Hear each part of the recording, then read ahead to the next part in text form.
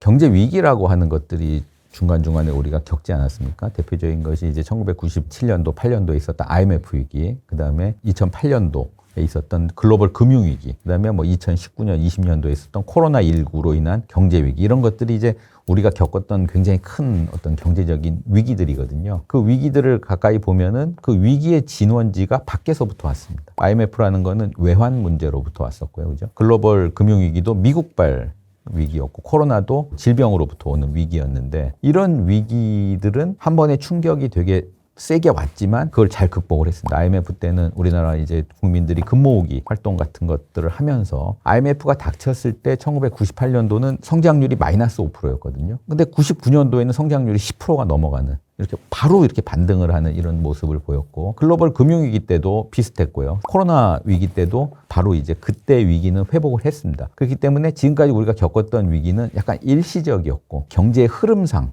오는 그런 어떤 경기적인 위기였다, 이렇게 본다고 한다면은, 지금 우리가 겪고 있는 위기는 일시적인 위기가 아닙니다. 오래됐습니다. 2012년도, 13년도부터 계속 우리가 이제 잠재 GDP에 못 미치는 그런 어떤 경제 성과를 내면서 계속 누적이 되어온 위기고요. 그 다음에 구조적인 위기입니다. 경제 구조를 바꾸지 못했기 때문에 발생하는 위기. 그러니까 지속적이고 구조적인 위기이면서 우리 내부에서부터 문제가 이제 생겨난 것들을 해결하지 못하면서 오는 그런 어떤 내생적인 위기다. 이런 측면에서 과거의 위기와는 조금 다르다. 지금처럼 이렇게 지속적이고 내생적이고 구조적인 위기는 그런 것처럼 막 눈에 이렇게 드러나지 않습니다. 그렇지만 이제 서서히 조금 속도는 느리지만 경제가 계속 안 좋아지는 방향으로 계속 가고 있다. 이런 점에서는 오히려 더 심각하지 않은가. 한국 경제가 무너지고 있다. 그러니까 어려워지고 있다. 뭐 이렇게 이제 말씀을 드릴 수 있을 것 같은데, 저는 이제 이렇게 좀 비유를 하고 싶은데요. 예를 들어서 본인의 실력이 있지 않습니까? 100점 만점이다 그러면은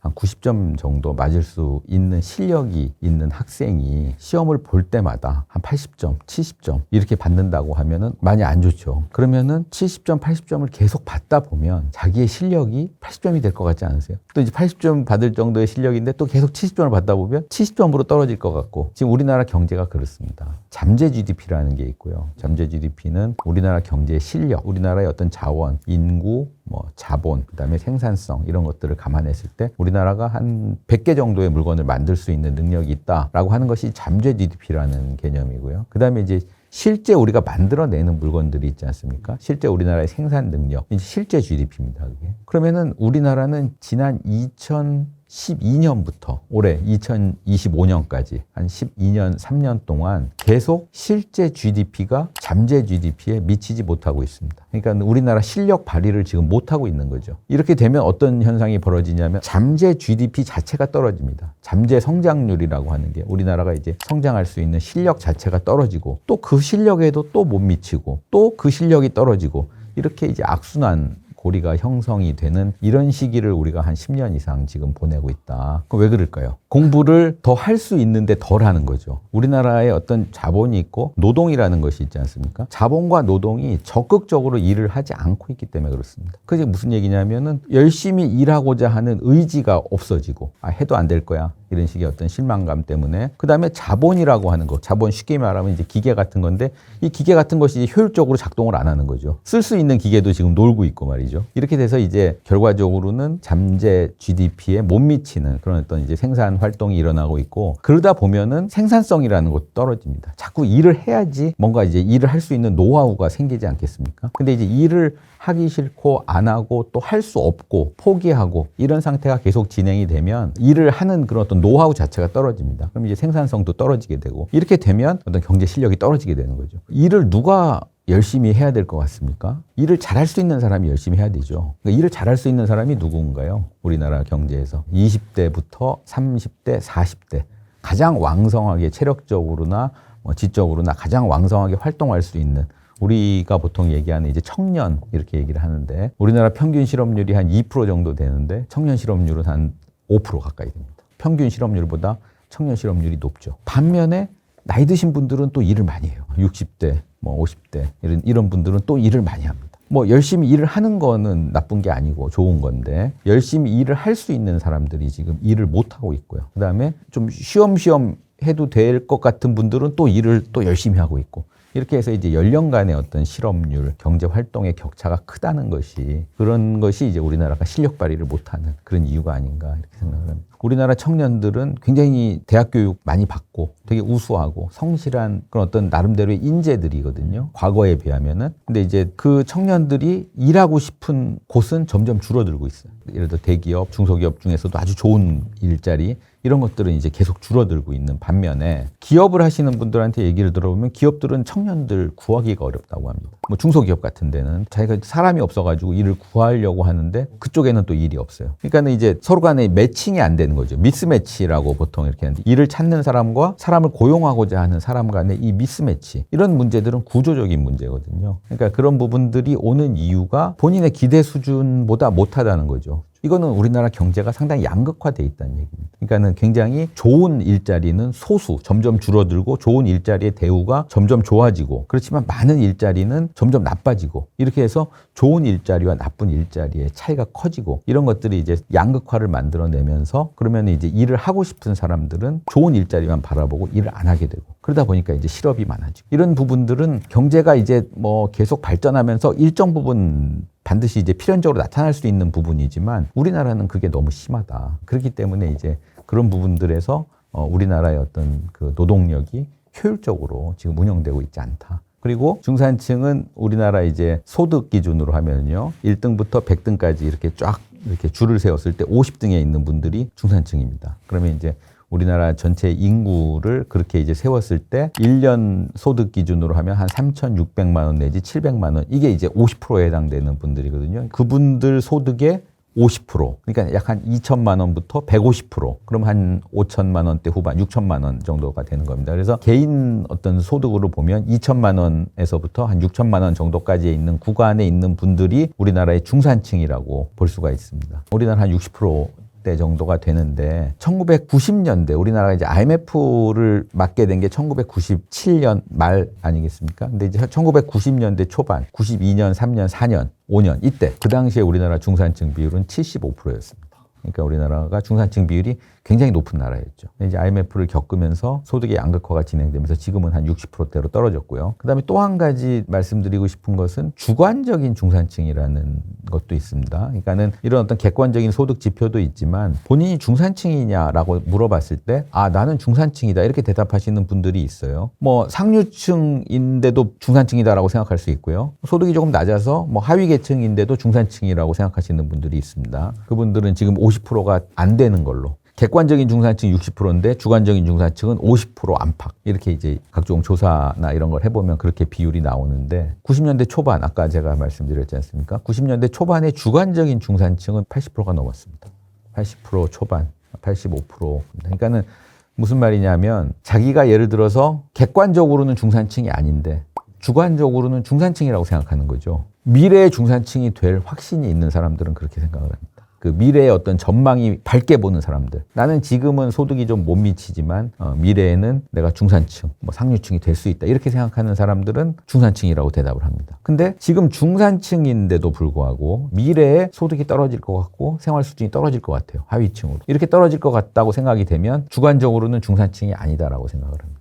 뭐 이런 부분들이 있어서 사실상 경제를 굉장히 역동적으로 만들고 경제가 잘 굴러가게 만드는 것은 주관적인 중산층, 본인이 중산층이라고 생각하고 또는 중산층이 될 수 있다라고 생각하고 열심히 일하는 이런 어떤 활력, 이게 중요한 거거든요. 근데 이제 우리나라는 지금 객관적인 중산층 비율도 90년대보다는 많이 떨어졌고요. 그 다음에 주관적인 중산층 비율은 더 많이 떨어졌다는. 이렇게 되면 일하는 것보다는 이제 포기를 하게 되는 거죠. 그래서 이제 우리나라 청년 실업을 계산할 때도 실업률이라는 거는 구직 활동을 해야 실업률 통계에 잡힙니다. 가만히 있으면 실업자가 아니에요. 내가 일자리를 얻으려고 일주일에 몇 시간 이상 이제 활동을 해야지 그게 이제 실업자로 잡히거든요. 아무것도 안 하고 있는 사람들은 어떤 사람들이냐면 일을 안 해도 되는 사람들이 있고요. 일을 얻어도 안 될 거다라고 생각하고 포기하는 사람들도 있습니다. 우리나라는 지금 가만히 있는 사람들, 일을 구해도 구하지 못할 거다라고 해서 실망해가지고 일자리 얻기를 포기하는 사람들, 이런 사람들이 지금 많이 늘어나고 있습니다. 그렇기 때문에 우리나라는 지금 이런 어떤 문제들이 경제 전체에 미치는 영향이 크다, 이렇게 생각을 합니다. 사람들이 잘 산다는 거는 어떤 게 잘 사는 건가를 먼저 생각을 해보면 자본주의 사회에서는 잘 먹고 잘 입고 또 좋은 데서 살고 이러면 잘 사는 거죠. 연봉이 뭐 예를 들어서 한 1억인데 쓰는 돈은 한 5천만 원만 쓰는 사람이 있고요. 연봉이 한 7천만 원인데 6천만 원을 1년에 소비를 하는 사람들. 경제적으로 보면 앞에 사람은 자기가 만족감을 높일 수 있는 그 소득을 소비에 이용을 안 하는 거거든요. 물론 이제 저축을 해서 미래 소비를 위해서 저축을 할 수는 있겠지만은 그 연도만 놓고 보면은 7천만 원을 벌어서 6천만 원 소비하는 사람이 만족감이 높죠. 왜냐하면 더 좋은 걸 먹을 수 있고 더 좋은 옷을 입을 수 있고 여러 가지 소비로부터 오는 만족감을 얻을 수 있기 때문에 그래서 이제 경제에서 만족감이라고 하는 거 사람이 행복하다고 하는 거는 소비에서부터 온다고 하는 것이 보통 맞습니다. 근데 이제 내가 소득은 한 달에 100만 원을 벌었는데 물가가 예를 들어서 10%가 올랐다. 그러면은 소득이 실질적인 소득은 90만 원으로 떨어지는 겁니다. 그러니까 가만히 있는데 물가가 오르면 소비할 수 있는 여력이 줄어드는 거죠. 그렇게 되면 이제 뭐 외식을 한 달에 한 5번 하는 사람은 한 3번으로 줄여야 되고 옷도 뭐 처음에 쇼핑을 뭐 한 5번 하던 사람은 2번으로 줄여야 되고 이렇게 줄여야 되는 거거든요. 일단. 그다음에 이제 두 번째는 우리나라의 어떤 특히 이제 젊은 분들, 청년들 위주로 주택에 들어가는 비용이 굉장히 많습니다.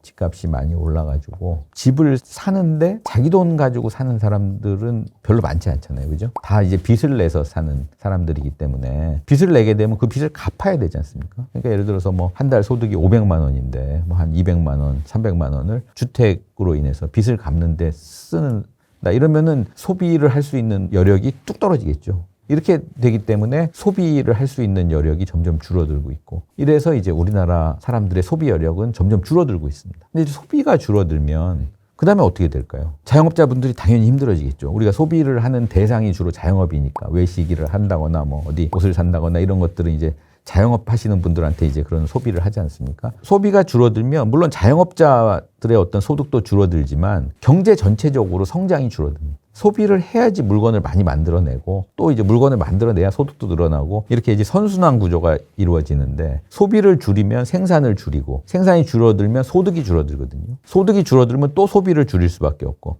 이렇게 하다 보면 경제가 계속 이제 쪼그라드는 거죠. 그래서 이제 우리나라는 지금 인플레이션 문제도 있지만 부동산 쪽에 돈이 너무 많이 가 있기 때문에 사람들의 소비 여력이 줄어들고 이렇게 줄어든 소비 여력으로 인해서 생산이 줄어들고 성장률이 떨어지는 이런 측면도 있다고 생각합니다. 그러니까 지금 말씀드린 대로 부동산이라고 하는 것이 사람들의 생활을 너무 이렇게 옥죄고 있는 거죠. 그러니까 그거는 결과적으로는 어떤 거냐면 집이 없으면 굉장히 나중에 힘들 것이다라는 그런 어떤 불안감 때문에 그런 거거든요. 근데 집은 어떤 특성이 있냐 하면 집을 두 채, 세 채를 사람이 소유할 수는 있죠. 근데 사는 거는 어디에 한 채만 살 수 있는 거 아닌가요? 그러니까 이제 소유하고 실제 어떤 생활, 그 안에서 생활하는 것이 다른 겁니다. 그러면 이게 이제 주택이라고 하는 것이 적당히 잘 배분만 되면 우리나라 사람들이 다 한 채씩 소유는 못 하더라도 왜냐하면 우리나라의 가구 수만큼 집은 있거든요, 지금. 물론 이제 서울에 없고 강남에 없고 뭐 이런 데는 없겠지만은 전국적으로 보면 집은 사람 가구 수만큼 집이 있습니다. 집이 있고 그다음에 집값이 계속 오른다라고 하는 얘기는 무슨 얘기냐면 사람들이 계속 집을 살려고 하는 거거든요. 한 채 있는 사람은 또 두 채를 가지려고 하고 두 채 있는 사람은 또 세 채를 가지려고 하고 근데 세 채를 갖게 되면 그 다음에는 자기는 집 한 채에서만 살고 나머지는 뭐 전세를 주거나 뭐 어떤 다른 식으로 활용을 하는 이런 구조 속에서 계속 집값이 올라가는 거죠. 그렇게 되면 결과적으로 사람들의 어떤 인식 자체를 꼭 소유하지 않아도 내가 집에 살면 된다 이렇게 생각을 하면 집을 살려고 하는 사람들은 줄어들 거고 그렇게 한다고 해도 한 채씩은 누군가에 다 살 수 있는 이 구조가 되거든요. 우리나라의 어떤 집의 숫자와 사람 가구의 숫자를 비교를 해보면 근데 이제 사람들의 심리 자체가 꼭 어느 특정 지역에 집을 사야 된다라는 식의 인식 그리고 꼭 집은 내가 집이 있으면 또 자식 집도 마련해 줘야 되고 또 뭐 다른 사람 집도 마련해 줘야 되고 그래서 내가 집을 계속 여러 채를 가지고 있어야 된다라고 하는 것들이 계속 가수요라는 걸 만들어내면서 그러니까 약간 실제적으로 자기가 이제 살지 않더라도 집을 소유하려고 하는 그런 욕심들이 너무 강하기 때문에 주택값이 계속 오르는 거거든요. 이렇게 주택값이 오르게 되면 마찬가지로 이 소비 여력이 계속 떨어지게 되고 소비 여력이 떨어지면 생산이 줄게 되고 그리고 주택을 얻기 위한 그런 어떤 경쟁을 하는 과정에서 상당히 좀 경쟁 자체가 좀 혼탁해지고 사람들이 약간 좀 뭔가 좀 반칙도 해야 될 것 같고 어떤 네트워크를 이용해 가지고 뭔가 집을 또 고급 정보도 얻어야 될 것 같고 이런 식으로 여러 가지 문제들을 야기하는 측면이 있다 이렇게 생각합니다. 물가가 예를 들어서 내년도에 10%가 올랐습니다. 예를 들어 10%가 올랐다라고 우리가 한번 생각을 해보면 지금 PD님이 1억 원이 있다. 이걸 가지고 예금을 했는데 예금 이자가 5%예요. 내년이 되면 이익입니까? 손해입니까? 내년이 되면은 1억 500만 원을 받겠죠. 원리금을. 근데 물가가 10%가 올랐거든요. 그러면 이제 이걸로 살 수 있는 물건의 양은 줄어드는 거죠. 소비를 할 수 있는 물건의 양은. 1억 500만 원의 구매력은 제가 보니까는 거기서 10%가 이제 떨어지니까 9,050만 원? 뭐 이 정도밖에 안 되는 거거든요. 그러니까 물가가 이제 오르게 되면은 실질적인 자기의 어떤 소득은 떨어지는 거죠. 근데 예를 들어서 1억 원으로 부동산을 사놨다. 그럼 부동산 값은 물가가 오르면 어떻게 되겠습니까? 같이 오릅니다. 부동산 값이 같이 오르기 때문에 올해 지금 1억 원짜리 부동산이 내년이 되면은 10%가 올랐으니까 1억 1천만 원이 됐다 이거죠. 그러면은 이거는 부동산 값은 실질적으로도 1억 1천만 원의 가치가 있지 않습니까? 내년에도. 근데 이제 예금으로 환산한 것은 이자율이 사실상 실질적으로 받는 이자율은 마이너스가 되는데 부동산은 사실상 실물을 갖고 있게 되면은 그 가치가 이제 그대로 보전이 되는 거니까. 그러면 면에서는 실물 자산을 갖고 있는 것이 훨씬 유리하겠죠. 예를 들어서 이제 이렇게 한번 생각을 해보면 좋을 것 같아요. 주택담보대출을 5억을 받아서 10억짜리 집을 샀다. 이렇게 되는데 인플레이션이 와서 집값이 올랐어요. 10억짜리가 한 5억이 됐다.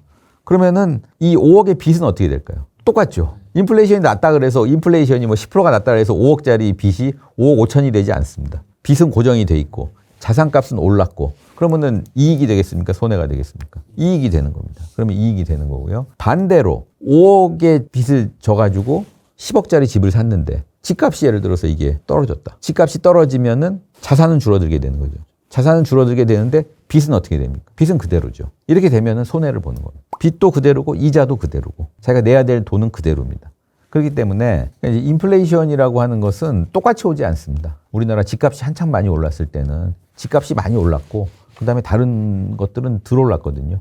그걸 평균 내보니까는 3%다, 4%다 이렇게 이제 비율이 나오는 거거든요. 그럼 이제 그럴 때는 당연히 집을 가지고 있는 사람은 부가 늘어나는 거죠. 자기 재산이 늘어나는 거고 집이 없는 사람은 또 상대적으로 부가 줄어드는 거고 이렇게 돼서 이제 양극화가 벌어지는 거고. 그럼 인플레이션이 뭐 예를 들어서 금값이 많이 오르는 형태로 일어난다거나 뭐 아니면 다른 어떤 자산값이 주식값이 많이 오르는 형태로 일어난다거나 여러 가지 형태로 일어날 수 있거든요. 그러면 이제 그 해당 자산을 많이 갖고 있는 사람들은 자기 어떤 재산이 늘어나는 효과가 있는 거죠. 상대적으로 해당 자산이 없는 사람들은 상대적으로 줄어들게 되는 거고 그렇게 돼서 이제 양극화를 유발하게 되는 거죠. 그러니까 인플레이션이 왔을 때 자기가 어떤 자산을 갖고 있느냐 그것이 중요하다 이런 얘기입니다. 한번 생각을 해보시면은 물가가 올랐다고 가치가 계속 유지될 수 있는 것들이 뭐가 있을까요? 예를 들면 아까 이제 집 말씀드렸고요. 예를 들어서 금 같은 거 어떻습니까? 금 같은 거는 물가가 올랐다 그래도 금의 가치는 유지가 되는 거죠. 금이라고 하는 거는. 화폐로부터 멀어지는 자산들, 그러니까 돈하고 별로 이렇게 상관없어 보이는 자산들, 이런 자산들이 부동산과 금, 그 다음에 뭐 토지, 그 다음에 그 중간에 있는 자산들이 이제 뭐 주식, 예를 들어서 채권, 요즘 뭐 비트코인도 있고요. 그리고 가장 손해를 보는 거는 뭐겠습니까? 현금이겠죠. 현금의 가치가 떨어지니까 현금을 갖고 있는 사람이 제일 손해를 많이 보는 거고, 뭐 그다음 중간에 이제 어떤 일종의 금융 자산들. 이 중간에 있는 거고 실물 자산들이 제일 손해를 덜 보는 자산이라고 보면 되겠습니다. 그러니까 현금이라고 하는 거는 약간 이제 이중성이 있는 자산인데요. 현금은 인플레이션에 100% 노출이 돼 있죠. 근데 또 다른 측면에서는 현금은 가장 그 유동성, 그러니까는 다른 자산으로 바꾸기 가장 쉬운 자산입니다. 사람의 생각은 시시각각 바뀌지 않습니까? 인플레이션이 내년에 10%가 된다고 했다가 뭐 20%가 된다고 그럴 수도 있고 또 5%가 된다 그럴 수도 있고 이렇게 사람의 생각이 시시각각 바꿀 때 현금이 있으면 바로바로 자산을 바꿀 수가 있죠. 집도 바로 살 수 있고 아파트도 살 수 있고 금도 살 수 있고 주식도 살 수 있고 다 살 수가 있죠. 주식을 갖고 있거나 예금을 갖고 있거나 예금을 갖고 있으면 예금을 가서 찾아야 되고 찾아서 또 현금으로 바꿔서 또 다른 자산으로 갈아타야 되고 뭐 예를 들어서 금을 갖고 있다고 그러면은 금을 또 현금으로 팔아서 갖고 있어야 되고 이렇기 때문에 현금이라고 하는 거는 인플레이션 위험에 고스란히 노출이 돼 있는 자산이기도 하지만 다른 자산으로 즉각적으로 바꿀 수 있는 자산이기도 합니다. 그래서 인플레이션이 100% 온다고 가정할 때는 현금을 가지고 있지 않아야 되겠지만은 미래가 좀 불확실할 때 인플레이션이 올 수도 있고 안 올 수도 있고 많이 올 수도 있고 적게 올 수도 있고 요즘은 디플레라는 말도 나오거든요. 디플레는 이제 물가가 떨어지는 현상입니다. 그럴 때 현금이 제일 유리하겠죠. 상대적으로 보면. 그러니까 이제 그렇게 상황이 불확실할 때는 현금을 들고 있어야 뭔가 다른 자산으로 자기가 갈아탈 수가 있다. 그런 측면에서 현금은 이중성이 있습니다. 미래가 항상 불확실하기 때문에 포트폴리오로서 현금을 항상 어느 정도를 갖고 있는 것이 좋다 이렇게 얘기를 합니다. 인플레이션하고 가장 그 밀접한 관계가 있는 것이 통화량입니다. 통화량. 돈의 양이죠. 돈의 양. 그러니까 돈의 양은 이제 한국은행이 매월 발표를 하거든요. 우리나라 돈의 양이 얼마인지를 알 수가 있습니다. 한국은행 홈페이지에 들어가면 3천조 원이 풀렸다, 뭐 4천조 원이 유통이 됐다. 그 돈의 양 중에서 이제 우리가 보통 보는 건 M2라고 하는 뭐 현금하고 요구불 예금, 저축성 예금 이런 것들을 합친 그 돈의 양. 그 돈의 양이 계속 늘어나는 추세다.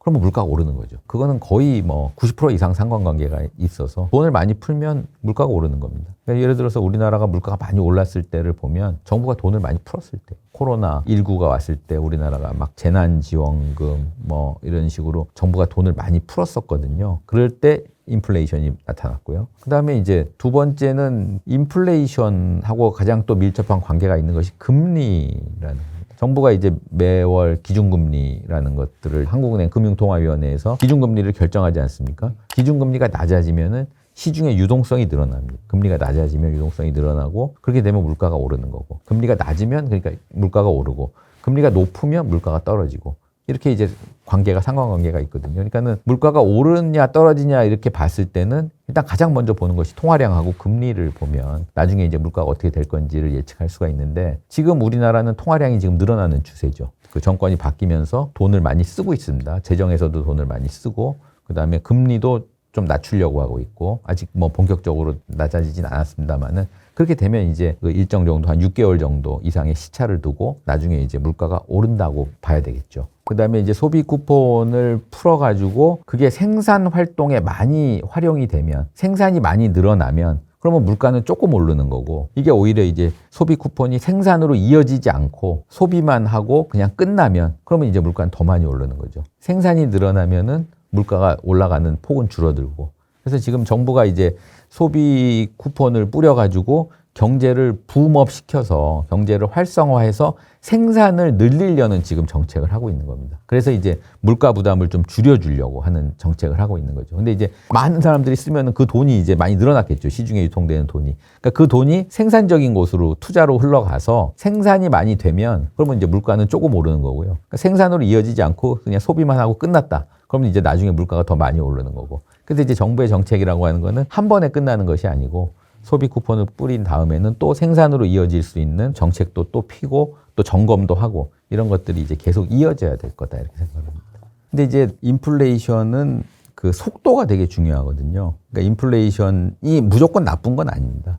인플레이션이 굉장히 완만하게 천천히 진행이 되면 그거는 경제 활동을 촉진하는 겁니다. 예를 들어서 이제 물가가 조금 오른다, 약간 오른다라고 생각하면 사람들은 생산도 늘릴 거고 경제 활동을 더 열심히 하는 측면이 있거든요. 그렇게 돼서 이 경제 활동의 어떤 윤활유 역할을 하는 그런 측면도 있습니다. 그러니까 그렇게 되면은 자기 소득도 늘어나기 때문에 그게 이제 별 크게 문제가 안 되는데 인플레이션이 급격하게 진행이 되면 예를 들어서 봉급생활자 같은 경우 임금이 거기 따라가지 못합니다. 예를 들어서 인플레이션 10%, 20% 이렇게 진행이 되는데 임금이 매년 10%, 20% 이렇게 안 오르거든요. 그렇게 되면은 자기가 어떤 실질 소득이 줄어드는 거. 그 인플레이션도 완만하게 진행되면 기업들이 임금도 같이 올려줍니다. 거기에 맞춰서. 물가도 한 2%, 3%씩 올려주면 매년 임금이 2%, 3%씩 오르지 않습니까? 올라가면은 그러면 이제 물가 상승보다 조금 더 높게 임금이 올라가거나 아니면은 거의 비슷하게 올라가도 별 문제가 없죠. 근데 인플레이션이 예를 들어서 10%, 20% 이렇게 진행이 되면 임금을 10%, 20% 올리는 기업은 거의 못 봤죠, 우리가 보면은. 그렇게 되면 결과적으로 그거는 이제 자기의 실질 소득이 줄어들게 되는 거거든요. 그렇게 되면 자기가 소비할 수 있는 여력이 줄어들게 되는 겁니다. 그렇게 되면 인플레이션이 급속도로 진행될 때는 자기 어떤 소비 패턴을 바꿔야 되는 문제가 있습니다.